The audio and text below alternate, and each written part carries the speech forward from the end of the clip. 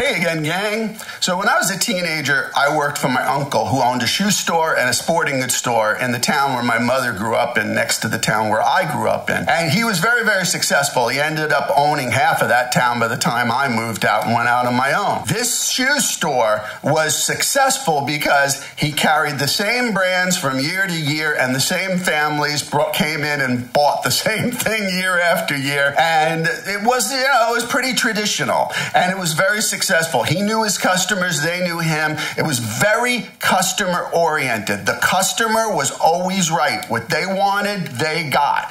Old school. And he used to say to me, Ed, I'm not a pioneer. I'm not trying new styles or new fads and whatever. And sometimes that came back to bite him in the butt. But most of the time, he was right. He knew his customers, he knew what they wanted, and he'd sell out of every run that he'd buy.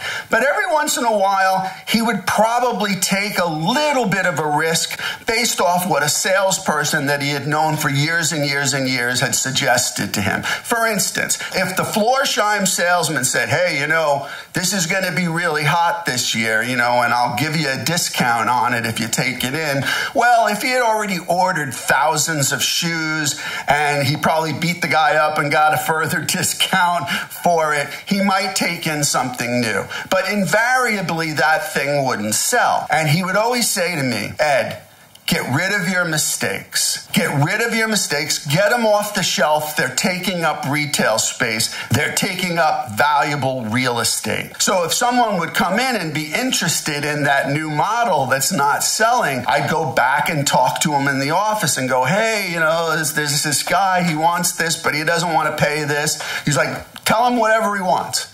And I'm like, what? And he'd be like, yeah, give it to him for 50% off. And I'm like, well, that's below wholesale. He's like, Ed, get rid of your mistakes.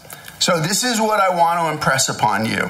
Whatever career you're in, whether it be music, film, whether you're a chef, whether you're an athlete, whatever it may be, get rid of your mistakes. Do not carry them with you.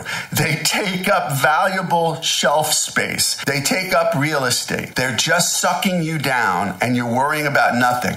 Wipe them away and move forward. Everybody makes mistakes, and we should learn that. Some people more than others, but they need our help more than others, right? Right. So let's try to make society a better place and make our own headspace a better place, and wiping away our mistakes. Get rid of your mistakes. They're just weighing you down.